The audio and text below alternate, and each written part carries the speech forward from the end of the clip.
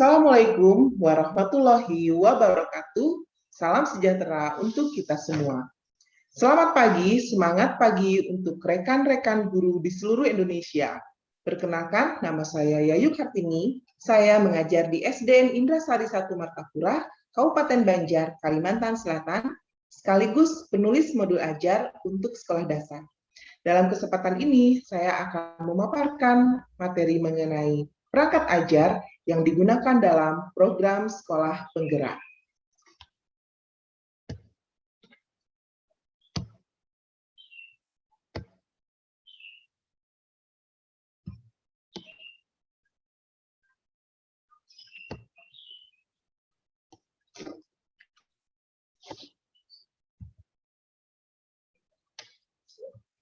Rekan-rekan guru, tujuan pendidikan di Indonesia adalah untuk membentuk profil pelajar Pancasila, yaitu pembelajar sepanjang hayat yang berkompetensi global dan hidup berdasarkan 6 dimensi profil Pancasila.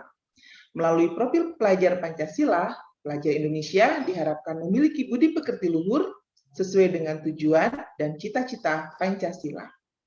Dalam mencapai profil pelajar Pancasila tersebut, kurikulum disesuaikan dan terdapat elemen-elemen baru di dalam kurikulum. Salah satunya adalah perangkat ajar.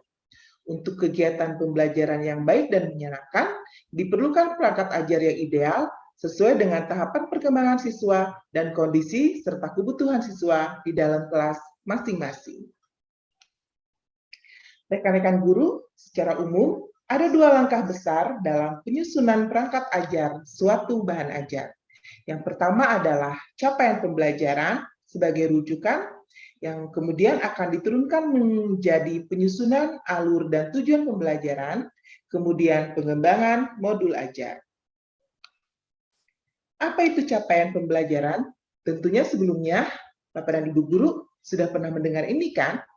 CP adalah kompetensi yang diharapkan yang dapat dicapai oleh siswa di akhir fase. CP terdiri dari 6 fase, yaitu A sampai F, atau tahapan yang meliputi seluruh jenjang pendidikan dasar dan menengah, SD, SMP, hingga SMA. Fase tersebut adalah fase A untuk kelas 1 dan 2, fase B untuk kelas 3 dan 4, fase C untuk kelas 5 dan 6, fase D untuk kelas 7 dan 9, fase E untuk kelas 10, dan fase F untuk kelas 11 dan 12. Bapak dan Ibu, berikutnya adalah alur pembelajaran. Alur pembelajaran disusun untuk mencapai rangkaian tujuan pembelajaran sejak awal hingga akhir fase. Setiap fase dari suatu CP, alur ini menjadi panduan guru dan siswa untuk mencapai CP di akhir fase tersebut. Tujuan pembelajaran disusun secara kronologis berdasarkan urutan pembelajaran dari waktu ke waktu. Catatan pentingnya adalah, yang pertama, guru berhak untuk menyusun alur pembelajaran masing-masing yang terdiri dari rangkaian tujuan pembelajaran. Dan yang kedua, pemerintah sudah menyediakan beberapa set alur untuk digunakan sebagai contoh pengembangan kurikulum yang siap digunakan di satuan pendidikan dan panduan untuk penyusunan perangkat ajar. Tapi tentu saja poin yang pertama akan menjadi lebih baik untuk kita gunakan karena bagaimanapun guru akan membuat sesuai dengan kondisi dan kepentingan serta kebutuhan di satuan pendidikan masing-masing. Yang kedua, yang berikutnya adalah tujuan pembelajaran. Tujuan pembelajaran merupakan deskripsi pencapaian 3 aspek kompetensi, yaitu pengetahuan, keterampilan, dan sikap yang diperoleh siswa dalam satu atau lebih kegiatan pembelajaran. Disusun secara kronologis berdasarkan urutan pembelajaran dari waktu ke waktu yang menjadi prasyarat menuju capaian pembelajaran. Rumusan tujuan pembelajaran tidak hanya mencakup tahapan kognitif, yaitu mengingat, memahami, mengaplikasi, menganalisis, mengevaluasi, dan mencipta, dan dimensi pengetahuan, faktual, konseptual, prosedural, dan metakognitif, tetapi juga mengikut sertakan perilaku capaian seperti kecakapan hidup, berpikir kritis, kreatif, komunikatif, dan kolaboratif, serta profil pelajar Pancasila, yaitu beriman, berkebinekaan global, bergotong royong, kreatif, bernada kritis, dan mandiri. Lalu apa modul ajar? Modul ajar seperti RPP, namun dilengkapi dengan berbagai materi pembelajaran, lembar aktivitas siswa, dan asesmen untuk mengecek apakah tujuan pembelajaran dicapai siswa. Perangkat ajar diharapkan membantu guru mengajar menggunakan metode terdiferensiasi. Sekarang, mari kita pelajari lebih lanjut poin per poin dari perangkat ajar. Yang pertama adalah capaian pembelajaran. Capaian pembelajaran secara sederhana dapat didefinisikan sebagai kompetensi pembelajaran yang harus dicapai peserta didik pada setiap tahap perkembangan peserta didik untuk setiap mata pelajaran pada satuan pendidikan dasar dan pendidikan menengah. Capaian pembelajaran memuat sekumpulan kompetensi dan lingkup materi yang disusun secara komprehensif dalam bentuk narasi. Berikutnya, capaian pembelajaran berbentuk paragraf yang berisi kompetensi minimum yang diharapkan dapat dicapai oleh siswa di akhir suatu fase. Disusun mengikuti 6 fase pembelajaran yang masing-masing lamanya adalah 1-3 tahun. CP bersifat global dan memberi ruang keleluasaan bagi satuan pendidikan untuk mengembangkan sesuai kemampuan, potensi, dan konteksnya di masing-masing sekolah.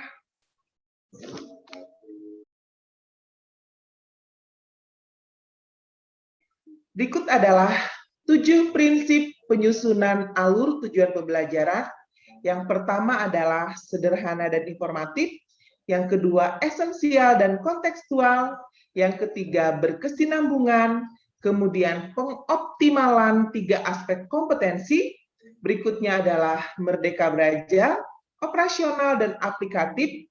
Kemudian, adaptif dan fleksibel. Kita akan bahas satu persatu mengenai bagaimana prinsip penyusunan alur pembelajaran. Yang pertama, sederhana dan inovatif. Kita harus tahu bahwa perumusan ATP dipahami oleh penulis sendiri maupun pengguna atau pembaca. Hal ini dapat dilakukan dengan menggunakan istilah atau terminologi yang umum dan tidak bermakna ambigu atau tafsir ganda. Untuk penggunaan istilah khusus, penulis dapat menyertakan penjelasan secukupnya dalam bentuk glosarium. Yang kedua, esensial dan kontekstual, yaitu memuat aspek pembelajaran yang sangat mendasar atau penting, yakni kompetensi, konten, dan hasil pembelajaran. Selain itu, juga mempertimbangkan penyediaan pengalaman belajar yang relevan dengan kehidupan atau dunia nyata berupa aktivitas yang menantang, menyenangkan, dan bermakna.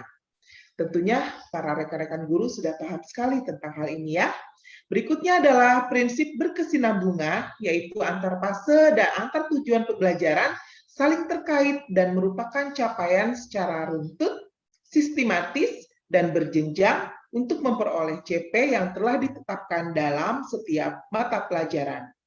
Penyusunan dilakukan secara kronologis berdasarkan urutan pembelajaran dari waktu ke waktu.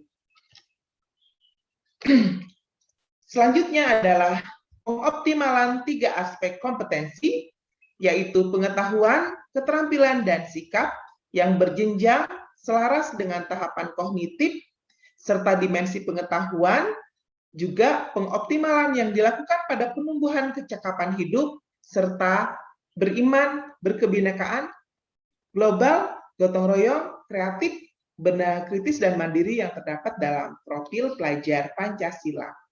Berikutnya adalah merdeka belajar. Prinsip utama penyusunan ATP adalah pemahaman istilah merdeka belajar antara lain, 1.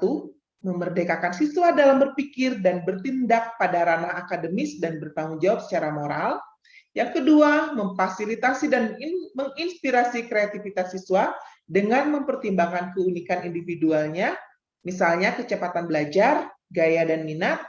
Dan yang ketiga adalah mengoptimalkan peran dan kompetensi guru dalam merumuskan perencanaan dan pelaksanaan pembelajaran di dalam kelas. Prinsip berikutnya adalah operasional dan aplikatif. Rumusan ATP memvisualisasikan dan mendeskripsikan proses pembelajaran dan penilaian secara utuh yang dapat menjadi acuan operasional yang aplikatif untuk merancang modul ajar. Kemudian, prinsip yang terakhir adalah adaptif dan fleksibel sesuai dengan karakteristik mata pelajaran, karakteristik siswa, dan karakteristik satuan pendidikan masing-masing, serta mempertimbangkan alokasi waktu dan relevansi antara mata pelajaran, serta ruang lingkup pembelajaran, yakni intrakurikuler, kokuler, dan ekstrakurikuler. Nah, Bapak dan Ibu, ada beberapa hal yang harus diingat saat kita menyusun alur dan tujuan pembelajaran. Yang pertama adalah perumusan dan penyusunan alur dan tujuan pembelajaran berfungsi mengarahkan guru dalam merencanakan, mengimplementasi, dan mengevaluasi pembelajaran secara keseluruhan, sehingga CP diperoleh secara sistematis, konsisten, terarah, dan terukur. Yang kedua yang harus kita ingat adalah penggunaan kata kerja operasional dalam rumusan tujuan pembelajaran memfasilitasi guru dalam mengidentifikasi indikator atau kegiatan atau aktivitas pembelajaran yang tentunya sangat terkait dengan pemilihan materi ajar dan jenis evaluasi pembelajaran baik formatif maupun sumatif yang dipilih. Nah, sekarang kita berlanjut ke tujuan pembelajaran. Tujuan pembelajaran merupakan deskripsi pencapaian 3 aspek kompetensi, yakni pengetahuan, keterampilan, dan sikap yang diperoleh siswa dalam satu atau lebih kegiatan pembelajaran, disusun secara kronologis berdasarkan urutan pembelajaran dari waktu ke waktu, seperti yang sudah saya jelaskan di slide sebelumnya. Nah, berikutnya, secara operasional, komponen tujuan pembelajaran dapat memuat 3 aspek berikut, yaitu aspek apa saja? Yang pertama adalah kompetensi, adalah kemampuan yang dapat didemonstrasikan oleh siswa atau diaktualisasikan dalam bentuk produk atau kinerja, baik abstrak maupun konkret, yang menunjukkan siswa telah berhasil mencapai suatu tujuan pembelajaran. Patut diperhatikan untuk menggunakan kata kerja operasional yang dapat diamati, mengacu pada taksonomi Bloom yang sudah direvisi. Misalnya sebagai contoh, peserta didik dapat menyajikan solusi untuk menangani perubahan kondisi alam di permukaan bumi akibat faktor manusia. Seperti itu. Berikutnya adalah konten. Secara operasional, komponen tujuan pembelajaran yang kedua yaitu konten. Konten yaitu ilmu pengetahuan inti atau konsep utama yang diperoleh siswa melalui pemahaman selama proses pembelajaran di akhir suatu unit pembelajaran. Apa ilmu pengetahuan atau konsep utama yang perlu dipahami di akhir satu unit pembelajaran? Pertanyaan apa yang dapat dijawab siswa setelah mempelajari unit tersebut, dan sebagainya. Sebagai contoh, perubahan kondisi alam di permukaan bumi akibat faktor manusia. Kemudian adalah variasi. Variasi adalah suatu keterampilan berpikir apa saja yang perlu dikuasai siswa untuk dapat mencapai tujuan pembelajaran. Penggunaan keterampilan berpikir kreatif, kritis, dan tingkat tinggi seperti mengevaluasi, menganalisis, memprediksi, menciptakan, dan lain sebagainya. Keterampilan berpikir apa saja yang perlu dikuasai oleh siswa untuk dapat mencapai tujuan pembelajaran. Gunakanlah keterampilan berpikir yang bervariasi, terutama menggunakan pola higher order thinking skill. Contohnya adalah menganalisa hubungan antara kegiatan manusia dengan perubahan alam di permukaan bumi dan menarik kesimpulan penyebab-penyebab utamanya.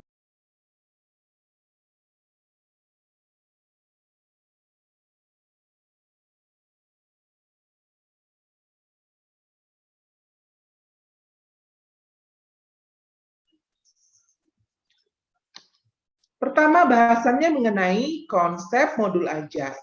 Modul ajar adalah sejumlah alat atau sarana media, metode, petunjuk, dan pedoman yang dirancang secara sistematis dan menarik.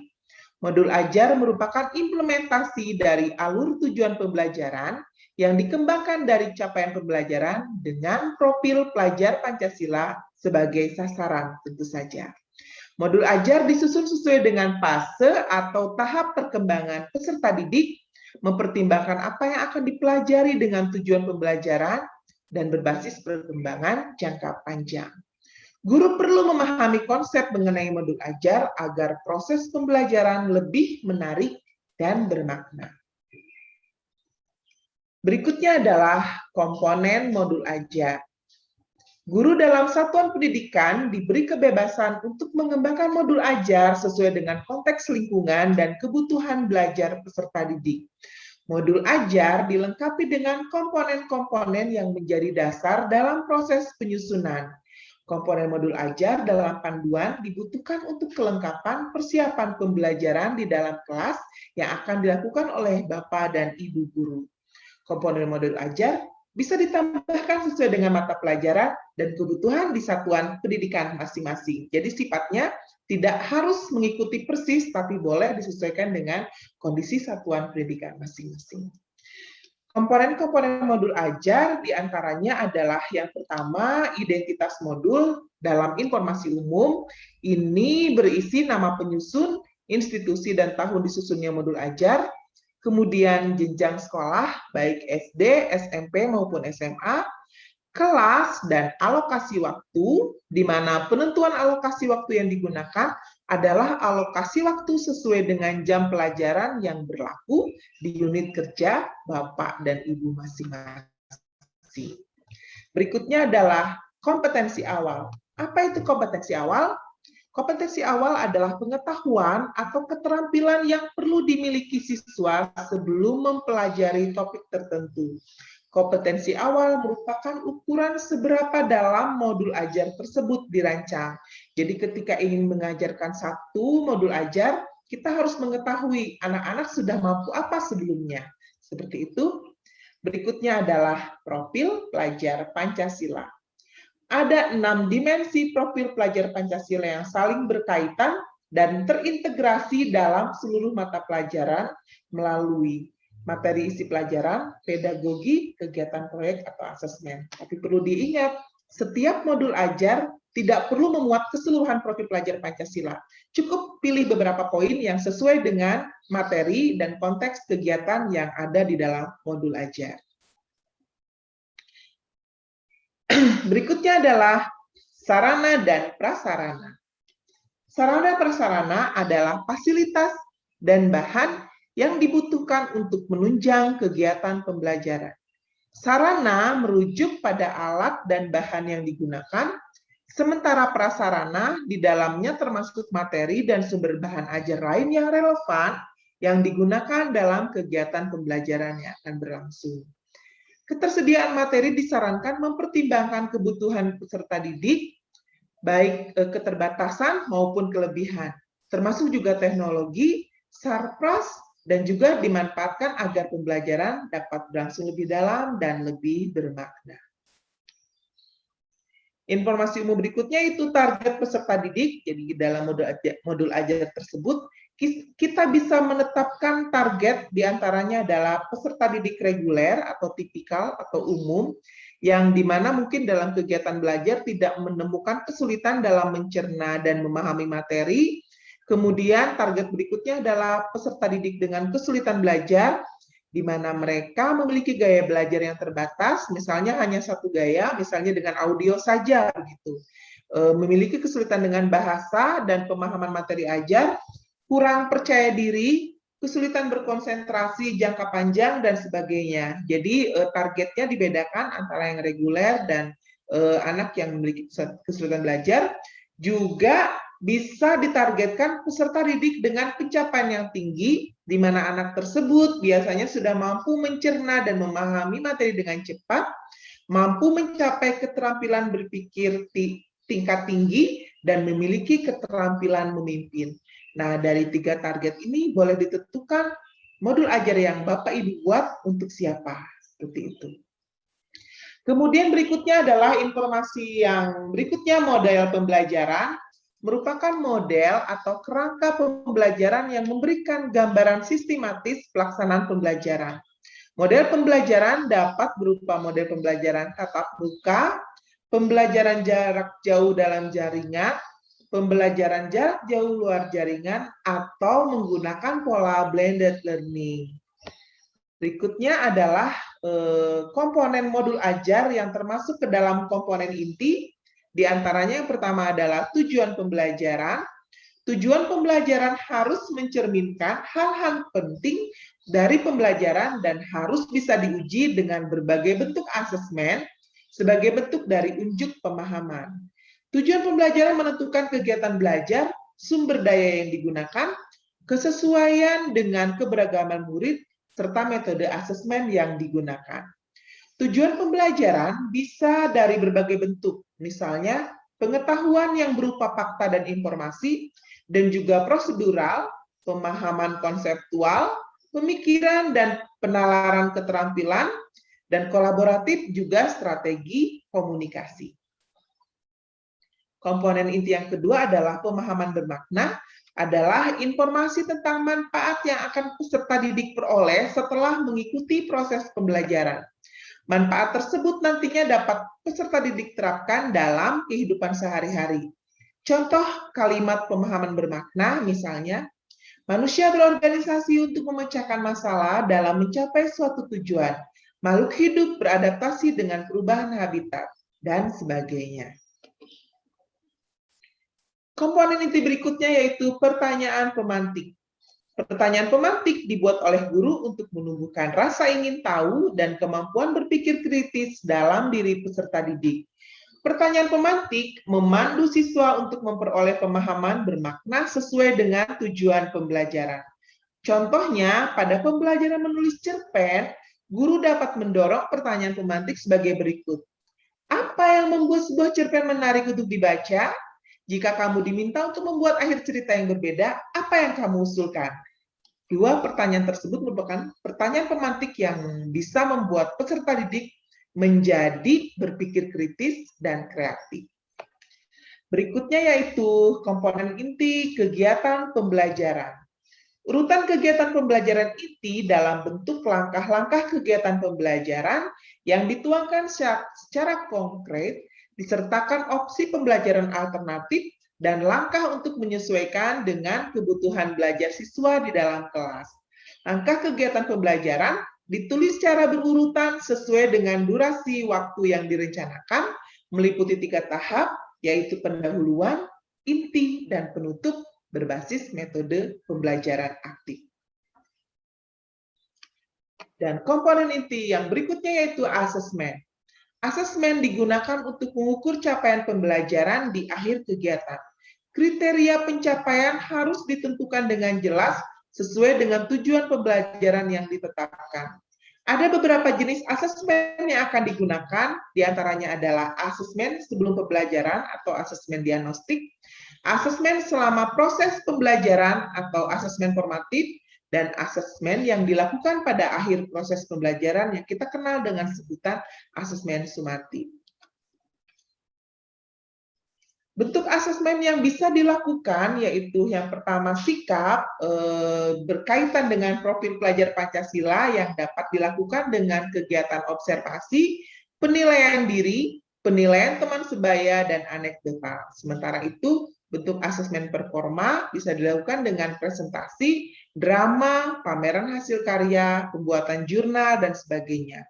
Untuk kegiatan tertulis bisa dilakukan lewat tes objektif, esai, pilihan ganda, isian, jawaban singkat, atau jawaban benar dan salah. Berikutnya adalah pengayaan dan remedial. Pengayaan adalah kegiatan pembelajaran yang diberikan kepada peserta didik dengan capaian tinggi agar mereka dapat mengembangkan potensinya secara optimal. Sementara remedial diberikan kepada peserta didik yang membutuhkan bimbingan untuk memahami materi atau pembelajaran mengulang. Saat merancang kegiatan pengayaan dan remedial, kita perlu memperhatikan mengenai diferensiasi, contohnya lembar belajar atau kegiatan yang berbeda dengan kelas-kelas yang lainnya.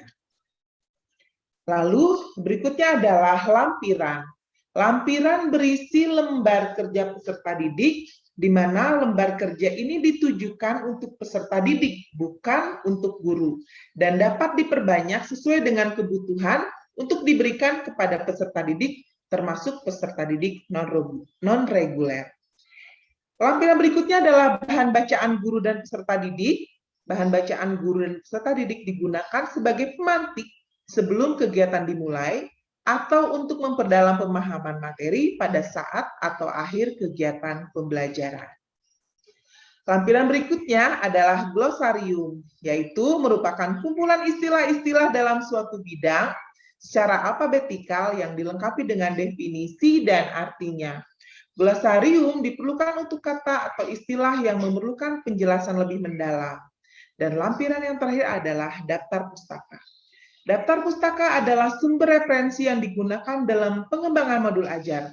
Referensi yang dimaksud adalah sumber belajar seperti buku siswa, buku referensi, majalah, koran, situs internet, lingkungan sekitar, dan narasumber langsung, serta sumber-sumber lainnya yang berhubungan.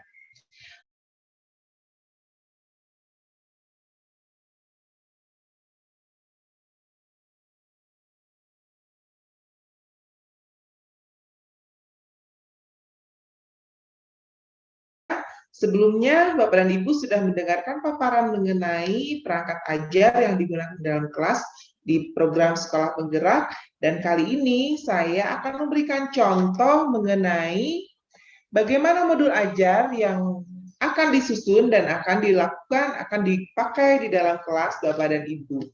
Modul ajar ini saya buat sendiri untuk sekolah dasar kelas 4 mata pelajaran Bahasa Indonesia. Berikut adalah contoh modul ajar yang saya gunakan.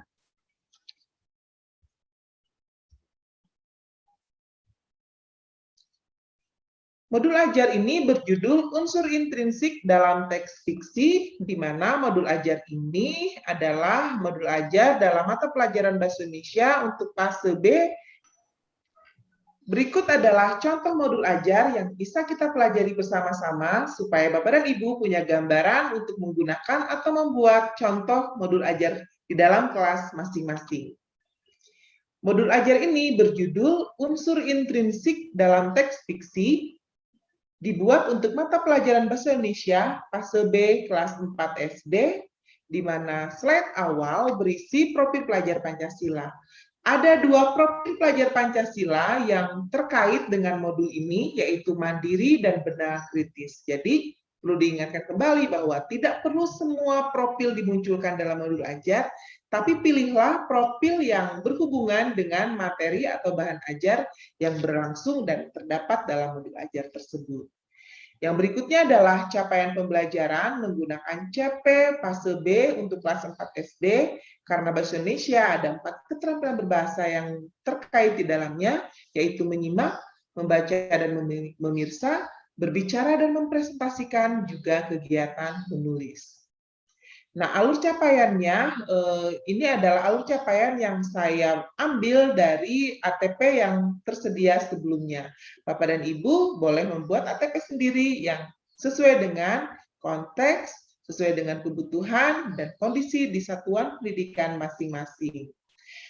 Berikutnya adalah tujuan pembelajaran. Tujuan pembelajarannya saya bagi menjadi 4 bagian untuk kegiatan yang pertama hingga kegiatan di pertemuan yang keempat.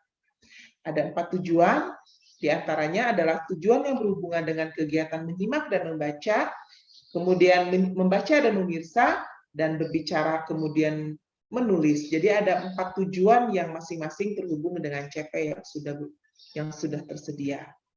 Berikutnya adalah tersedia topik pembelajaran, yaitu mengenai memahami unsur intrinsik dalam karya sastra, kemudian identitas pengguna, ini berisi kelas berapa yang dapat menggunakan modul ini, kemudian berapa durasi waktu yang diperlukan. Dan berikutnya adalah referensi bahan ajar yang relevan. Jadi ketika ingin menggunakan modul ini, maka bisa menggunakan referensi berupa karya sastra online yang dapat diunduh, buku-buku cerita anak, juga karya sastra lain yang relevan dan cocok untuk digunakan peserta didik kelas 4 siswa, kelas 4 sekolah dasar.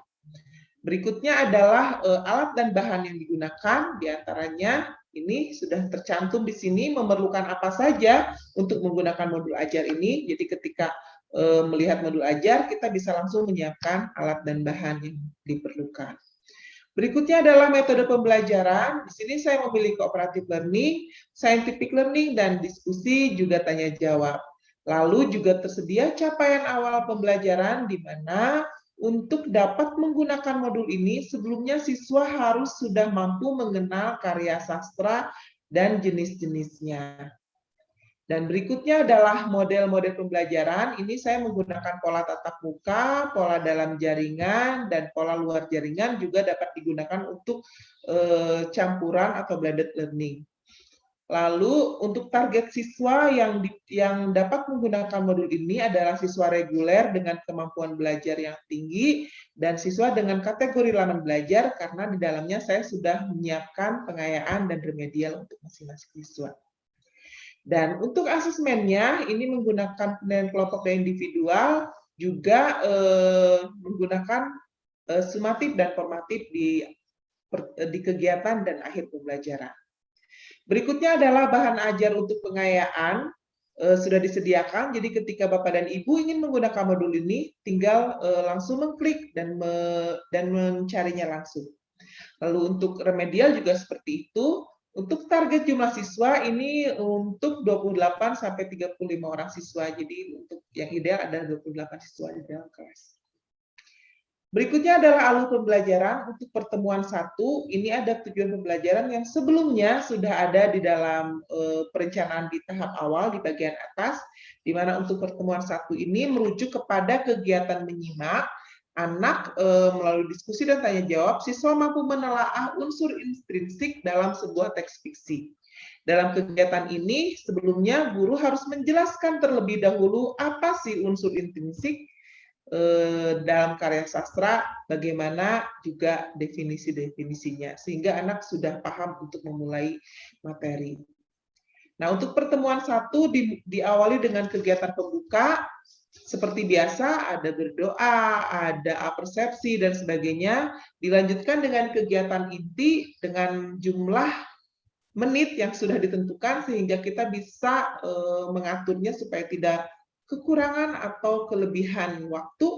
Nah, dalam paparan ini, dalam kegiatan inti ini, intinya adalah anak diminta untuk menyimak karya sastra yang dibacakan oleh guru, dan mereka kemudian diminta untuk mencari unsur intrinsik dari karya sastra yang dibacakan tersebut. Fokusnya adalah pada kegiatan menyimak. Dan usahakan untuk menggunakan modul ini, pakailah cerita-cerita yang merujuk kepada karya-karya lokal di Indonesia supaya mereka lebih mengenal negaranya sendiri. Nah, di sini ada banyak fase-fase tahapan-tahapan kegiatan inti yang dapat dilakukan oleh guru untuk siswanya dalam kelas. Dan di bagian akhir ada kegiatan akhir seperti menyimpulkan kegiatan dan menutup pembelajaran dengan baca doa. Di sini juga saya lampirkan contoh teks fiksi untuk pertemuan 1, jadi guru tidak perlu mencarinya lagi, bisa menggunakan ini. Juga dilampirkan penilaian formatif pada pertemuan 1, di mana anak diminta untuk ke perpustakaan atau mencari cerita yang mereka sukai. Mereka kemudian diminta untuk membaca dan menguraikan unsur intrinsik dari karya sastra yang mereka baca tersebut. Nah, berikutnya ada rubrik penilaian yang bisa digunakan guru sebagai acuan untuk menilai kemampuan siswa dalam pembelajaran di kegiatan yang pertama. Saya memilih rubrik dengan 3 capaian, yaitu melampaui capaian, memenuhi capaian, dan kurang. Tapi Bapak dan Ibu boleh membuat rubrik sendiri dengan pola-pola yang berbeda. Misalnya ingin menggunakan 3 bagian penilaian, atau 2, atau berapapun, silahkan memilih yang sesuai dengan kelas dan kebutuhan di satuan pendidikan masing-masing. Dan berikutnya adalah refleksi. Kita bisa memberikan beberapa pertanyaan refleksi, juga bisa memberikan pengayaan dan remedial untuk siswa. Untuk pengayaan sudah disiapkan untuk siswa dengan pencapaian belajar yang tinggi, itu harus diapakan. Untuk remedial harus diapakan, itu sudah disiapkan, jadi tinggal menggunakan saja.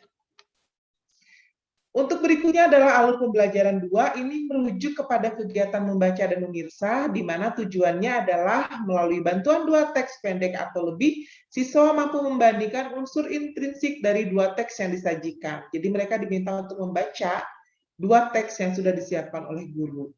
Untuk kegiatannya sama seperti yang pertama, ada kegiatan pembuka, ada kegiatan inti, ada kegiatan penutup. Yang dimana untuk kegiatan inti itu adalah berisi kegiatan-kegiatan yang menarik dan menyenangkan karena modul yang kita buat harus benar-benar dapat membuat anak untuk merasa bahagia saat mempelajari satu materi dalam satu mata pelajaran. Nah, di sini anak diberikan 2 teks fiksi untuk ditelaah dan dibandingkan. Kegiatan utamanya adalah membaca dan memirsa, seperti itu. Dan untuk di bagian berikutnya, ini sudah ada literatur teks fiksi untuk pertemuan 2. Jadi para guru yang ingin menggunakan modul yang saya buat, silakan untuk mencari literatur yang sudah disediakan. Atau bila ingin menggunakan literatur lain sesuai dengan daerah masing-masing juga dipersilahkan, seperti itu. Nah, untuk penilaian formatifnya adalah anak diminta untuk membaca 2 teks sastra. Ini legenda dari daerah saya. Seperti itu. Dan rubrik penilaiannya ini menggunakan capaian dengan 3 capaian yang sama seperti sebelumnya.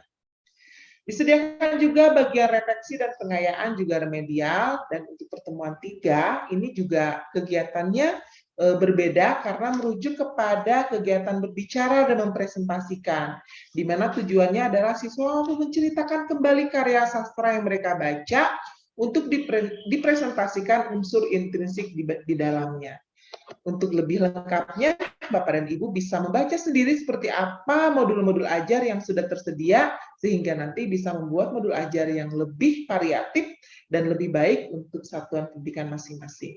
Untuk pertemuan 3 juga terdiri dari kegiatan pembuka, kegiatan inti, dan kegiatan penutup, di mana untuk kegiatan intinya merujuk pada kegiatan berbicara melalui presentasi mengenai unsur intrinsik yang mereka baca dari karya sastra yang mereka pilih.